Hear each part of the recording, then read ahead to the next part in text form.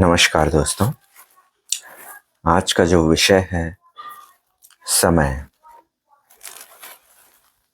एक पंक्ति मैंने पढ़ी थी कि समय की लहरें कभी किसी की प्रतीक्षा नहीं करती। समय को जो करना होता है वो करता है, वो किसी के लिए नहीं रुकता, चाहे वो हमें कितना ही इम्पोर्टेंट लग रहा हो। बट समय अच्छा बुरा न्याय ये सब नहीं देखता, ये सब हम देखते हैं। एक इंसान,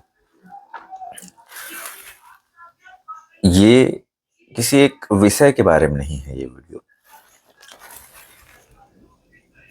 आज अचानक से मुझे इस विषय के बारे में बात करने की जरूरत इसलिए लगी, कहीं ना कहीं आप सब भी, मैं भी इस बारे में कभी न कभी सोचे होंगे।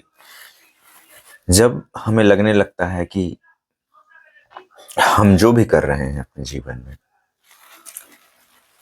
जिस भी क्षेत्र में आप काम कर रहे हो, कभी न कभी ये जरूर एहसास होता है कि जो कर रहे हैं क्या वो काफी है। कहीं हमारी वर्तमान की जो आदतें हैं, काम करने का पैटर्न है, एक लूप जिसमें हम फंसे हुए हैं। अब अगर आप इसको एंजॉय कर रहे हैं तो अच्छी बात है, ये लूप एंजॉयबल भी हो सकती है।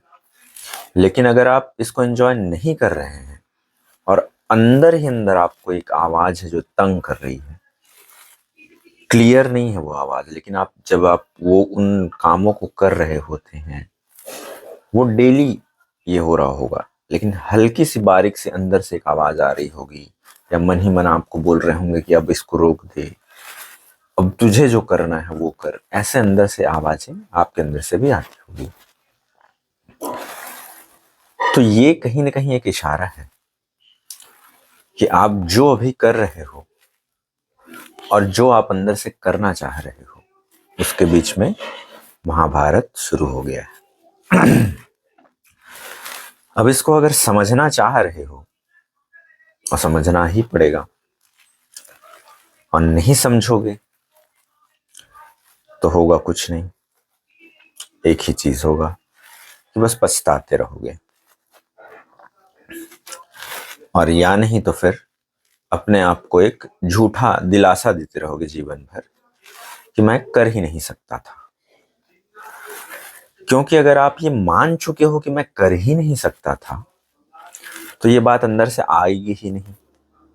क्योंकि अंदर से जो बोल रहा है और जो ये कह रहा है कि मैं कर ही नहीं सकता, वो दोनों अलग अलग नहीं है, एक ही है। अगर कोई बोल रहा है अंदर से कि तू कर सकता है, तो वो आपके अंदर का एक जागा हुआ व्यक्तित्व है। और जो ये बोल रहा है कि तू कर ही नहीं सकता, वो हारा हुआ व्यक्तित्व है, जो जीवन की कुछ ऐसी सच्चाइयों से बार बार रूबरू हुआ है, जिसकी वजह से वो ये बातें आपसे बोल रहा है। लेकिन जो अंदर से जागा हुआ है, कुछ ऐसे व्यक्तियों के विचारों से प्रेरित है वो, कि जिनके लिए कुछ भी नामुमकिन नहीं है। और नामुमकिन भले ना सही, कि कम से कम एक नई शुरुआत करने की जो उम्मीद है वो उसके अंदर भरी हुई है। जैसे कि एक छोटा सा बीज होता है, वो चट्टानों को फाड़ करके ऊपर आता है धरती के ऊपर, और एक विशाल वृक्ष का निर्माण करता है। शुरुआत होती है छोटे से बीज से। तो ये जो आवाज आपके अंदर से आ रही है, ये वही बीज है। जैसे मैं भी आपको ये सब बात बोल रहा हूं, मुझे खुद भी नहीं पता कि मैं ये क्या करने की कोशिश कर रहा हूं, बट मुझे ऐसा लगा कि मुझे ये बातें शेयर करनी चाहिए। और ये बातें पता नहीं किसी के काम आएगी नहीं आएगी, बट हाँ मेरे काम जरूर आएगी। क्योंकि ये एक तरीका है खुद को, जो हम, जैसे आप लोगों ने भी सुना होगा कि अगर आप किसी चीज को समझना चाहते हैं या समझ गए हैं, उसको और अच्छे से समझना चाहते हैं, तो किसी और को समझाइए, पढ़ाइए, आपको खुद वो अच्छे से समझ आएगा। तो वैसा ही कर रहा हूं। तो समय का सदुपयोग, हम सब सुनते हैं इसके बारे में, बट जब करने की बारी आती है तो हम सब अपने आप को अगर सही मूल्यांकन करें तो कहीं ना कहीं हम सब अपने आप को 100 में से 100 नहीं दे पाएंगे। कुछ लोग होंगे जो 90, 95, इवन 99 तक पहुंच जाए, बट 100% शायद ही कोई दे पाए। तो यहाँ पे कहने का उद्देश्य ये है कि कोशिश तो करते हैं, बट असलियत में अगर हम समीक्षा करें तो हम कहीं ना कहीं 50% भी नहीं ध्यान देते हैं अपने समय के ऊपर, क्योंकि समय का सदुपयोग करने की शुरुआत होती है दिन के सुबह सुबह।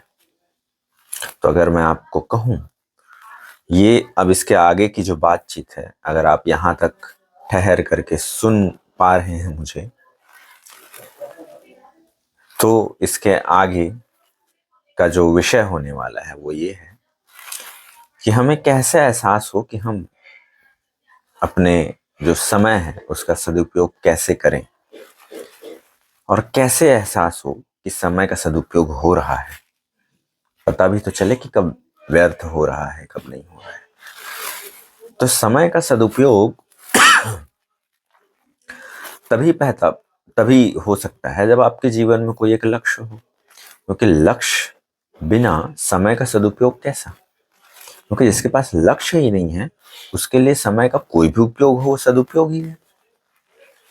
लेकिन अगर किसी के पास लक्ष्य है, जैसे मान लो किसी को यहाँ से घर से निकल के मार्केट जाना है सब्जी लेने के लिए, अब अगर उसको रास्ते में कोई मिल गया बात करने के लिए तो वो उससे बात नहीं करेगा, क्योंकि उसे जाना है सब्जी लेने, सब्जी लेके घर में आना है, यही उसका लक्ष्य है। अगर उसके पास लक्ष्य ही नहीं है तो वो दोस्तों से बातें करने भिड़ जाएगा रास्ते में, वहां से निकल के कहीं पे कुछ खाने बैठ जाएगा, तो उसके लिए तो वो भी सदुपयोग ही है ना। लेकिन अगर लक्ष्य है तो सब्जी लेके ही आएगा, उसके बाद में ये बातचीत वाली चीजें आएंगी। तो इसीलिए अगर आप किसी परीक्षा की तैयारी कर रहे हैं, किसी इंस्टीट्यूशन को नया बड़ा करने की कोशिश कर रहे हैं, किसी नए रिश्ते में प्रवेश कर रहे हैं, ये आपके कुछ लक्ष्य हो सकते हैं। छोटे बच्चे हैं तो कुछ नया स्किल सीख रहे हैं, हो सकता है साइकिल सीख रहे हैं, ये भी लक्ष्य हो सकता है। तो अगर आप उस क्षेत्र में हर दिन कुछ न कुछ काम कर रहे हैं तो मेरे हिसाब से ये आपके जीवन का सदुपयोग है।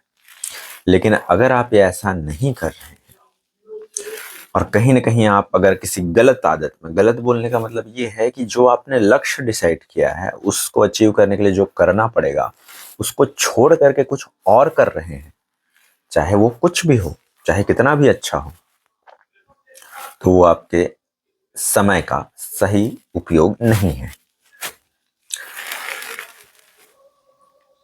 जैसे सत्संग में जाना अच्छी बात है, कथा सुनना अच्छी बात है, अच्छे विचारों को पढ़ना, किताब पढ़ना अच्छी बात है। अब आपको घर में सब्जी की जरूरत है लेकिन आप किताब पढ़ने बैठ गए, तो भले ही वो अच्छी बात है बट ये आपके लक्ष्य से बिल्कुल अलग हो गया ना, उसकी वजह से घर में खाना नहीं बन पाएगा।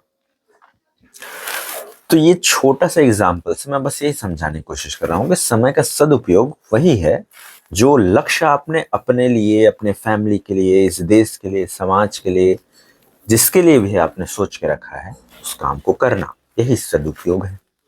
उससे हट करके आप अधिकतर समय उस चीज पे लगा रहे हैं जिसका आपके लक्ष्य से कोई लेना देना नहीं है, ये उसका दुरुपयोग हुआ।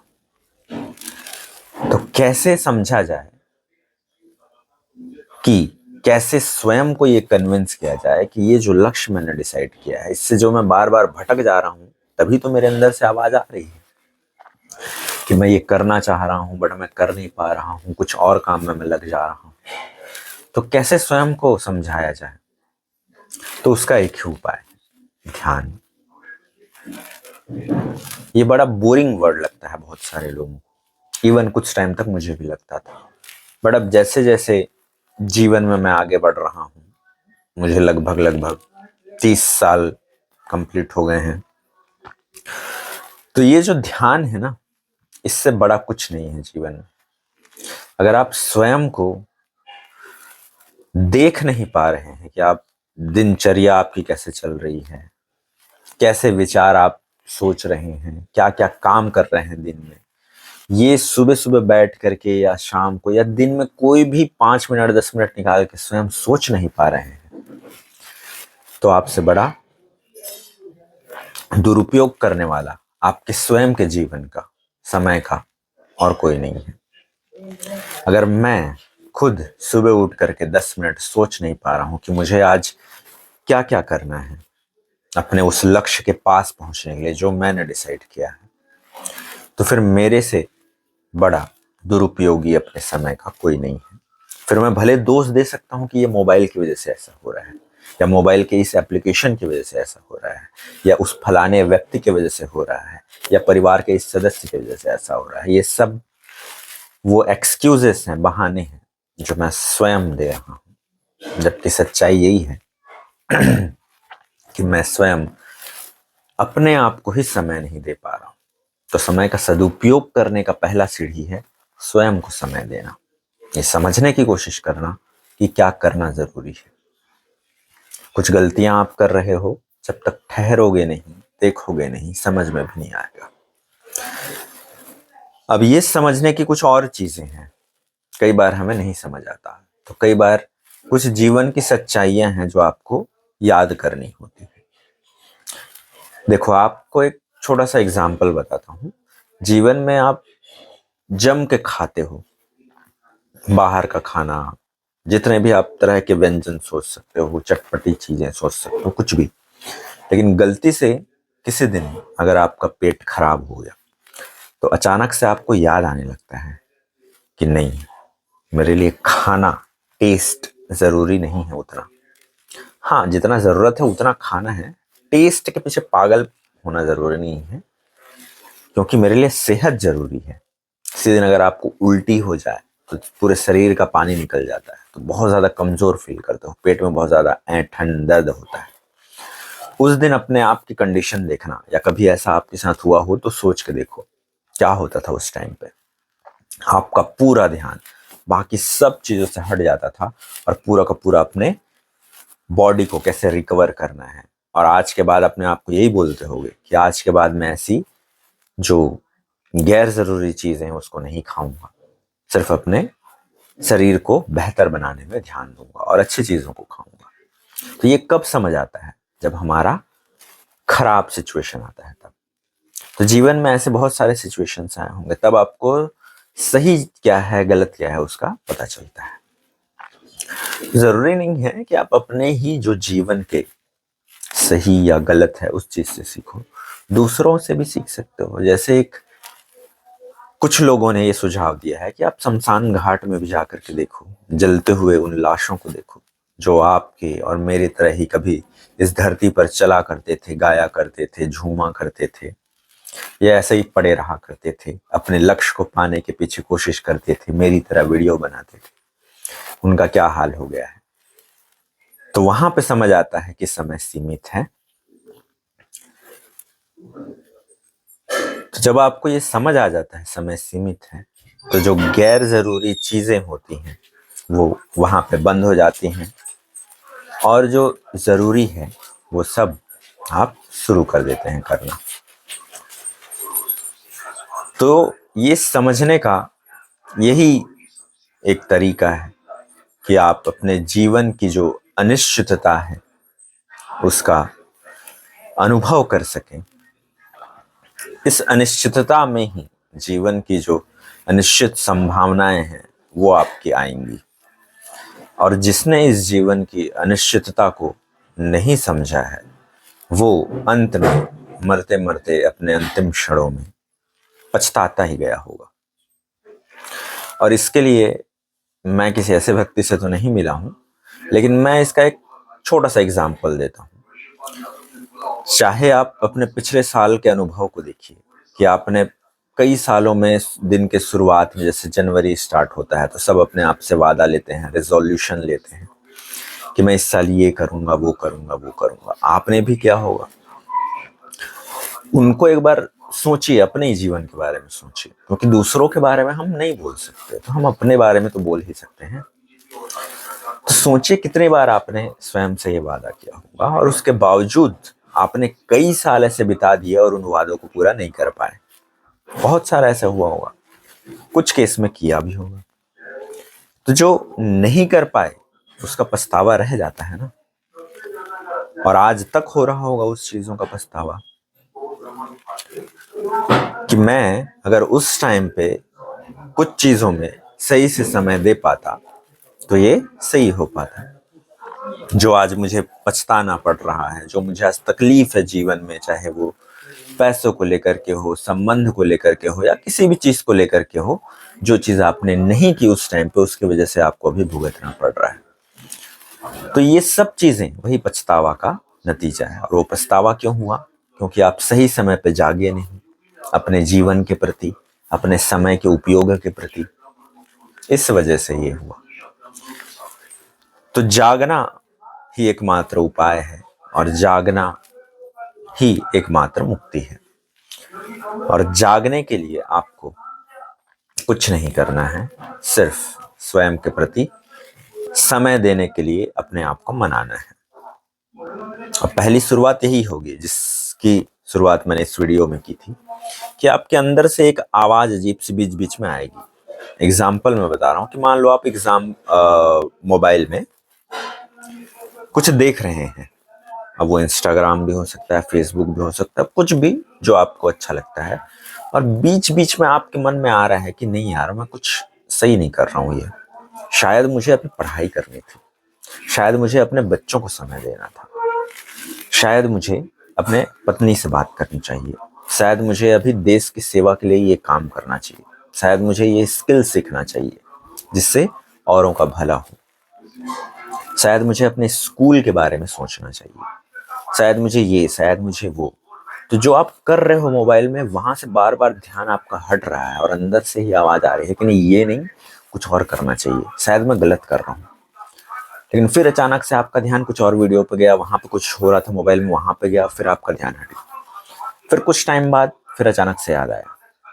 तो अगर बार बार बार बार ऐसा हो रहा है आपके साथ, तो ये एक अलार्म की तरह है, ये एक चेतावनी है कि जीवन में बहुत बड़ा भूकंप आए उससे पहले ये चेतावनी है कि जाग जाओ, ठहरो और देखो क्या सच में जरूरत है वो मोबाइल देखने की, या अंदर से जो आवाज आ रहा है उसको थोड़ा ठहर के सुन लो, कॉपी पेन ले लो और लिख डालो जो जो मन में आ रहा है कि मैं ये करना है, वो करना है, ये करना है, ये करना है। और उसके बाद अपने जीवन को रोज सुबह उठ करके ये निर्णय लो कि आज मुझे उस लक्ष्य तक पहुंचने के लिए कि ये चीजें करनी है। तो इस तरह से आज का ये वीडियो मैं यहीं पे समाप्त करता हूँ। बस कुछ बातें मन में थी जो मैं आपसे साझा करना चाह रहा था समय के प्रति। तो हम सब अपने जीवन का बेहतर उपयोग करेंगे, हमारा जीवन दूसरों के लिए प्रेरणा बने, हमारा जीवन दूसरों के काम आए, हमको स्वयं से स्वयं के समय के उपयोग के लिए स्वयं से शिकायत ना हो। ऐसी आशा के साथ मैं आप सबसे इजाजत लेता हूँ। बहुत बहुत धन्यवाद।